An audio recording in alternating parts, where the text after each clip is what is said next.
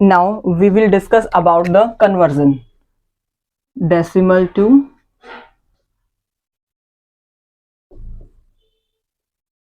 Binary means हम decimal से binary में कैसे कन्वर्ट करेंगे, ये हम पहले मैंने अभी आपको करवाया था, वो इंटीग्रल पार्ट करवाया था। अब मैं एग्जांपल लेती हूँ आपका, कोई भी एग्जांपल ले लो आप, जैसे 125/625 मीन्स ये आपका फ्रैक्शनल पार्ट के साथ हम कैसे इसको सॉर्ट आउट करेंगे, राइट।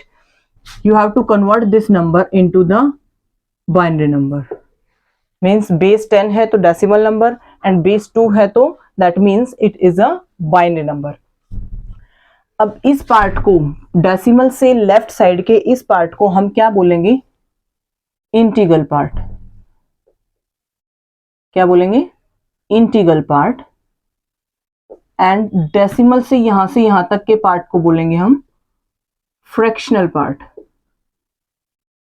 Fractional part. अब हम इन दोनों पार्ट्स को सेपरेट सेपरेट सोल्व करेंगे। इंटीग्रल पार्ट कैसे सोल्व किया जाता है वो मैं आपको बता चुकी हूं। अब हम दोबारा ही उसको करते हैं एक बार, इंटीग्रल पार्ट को। 125 जब इसको आप डेसिमल नंबर में कन्वर्ट करोगे, तो मैंने क्या बताया था कि जब आप डेसिमल नंबर को बाइनरी में कन्वर्ट करोगे, बाइनरी का बेस होता है 2, तो हम इसको किससे डिवाइड करेंगे, हर बार इसको 2 से डिवाइड करेंगे। 2 से डिवाइड करने से ही हमारा रिमाइंडर क्या आएगा, 0 या 1। और बाइनरी नंबर होता क्या है, 0 और 1 का कॉम्बिनेशन ही होता है। बाइनरी नंबर में हमेशा 0 और 1 ही आते हैं, उससे एक्स्ट्रा कोई डिजिट नहीं आती, राइट। 2 से डिवाइड किया तो 2 6 जा 12, 2 2 जा 4, रिमाइंडर शुड बी 1। 2 3 जा 2 1 जा, रिमाइंडर 0। 2 1 2 5 जा 10, रिमाइंडर 1। 2 7 जा 14, रिमाइंडर 1। अगेन 2 3 जा 6, रिमाइंडर 1। 2 1 जा 2, रिमाइंडर 1। अगेन डिवाइड बाय 2 0 जा 0, रिमाइंडर 1।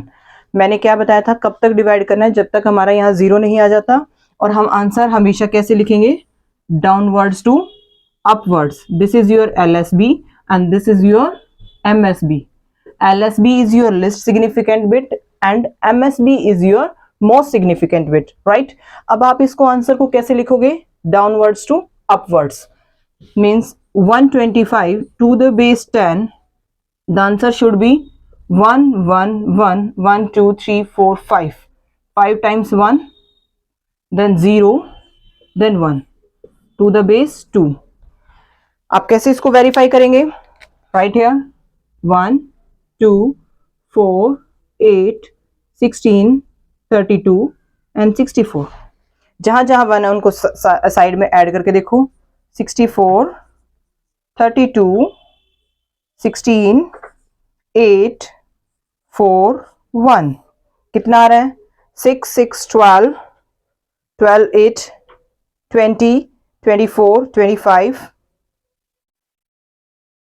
9 2 11 12 21 25 आ गया।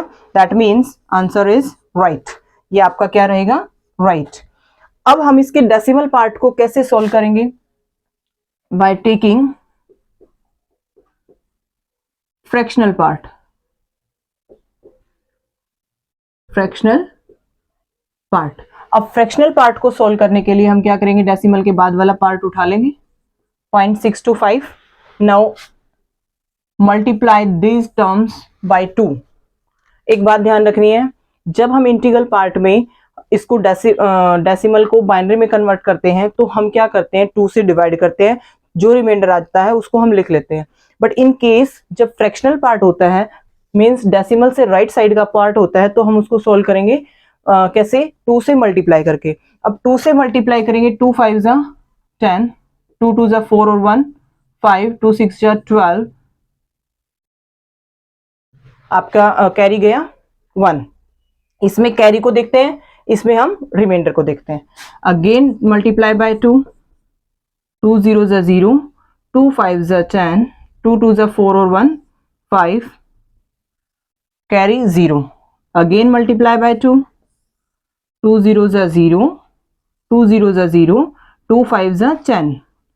अब ये बात ध्यान रखना कि आपको डेसिमल से इधर डिजिट्स हमेशा 3 रखनी है और ये आंसर हमेशा अपवर्ड्स टू डाउनवर्ड्स लिखा जाएगा, right. Means 0.625 to the base 10 is equal to 0.101 to the base 2। अब इन दोनों इक्वेशन को अगर हम मिलाएंगे तो आंसर क्या आएगा, 125.625 to the base 10 that is equal to 111.101 to the base 2. This is your right answer. Like, right? अगर आपको मेरी वीडियो अच्छी लगे तो आप मेरे चैनल नेट सेवा को ज़्यादा से ज़्यादा लाइक करें, सब्सक्राइब करें। ओके, तब तक के लिए bye bye, have a nice day.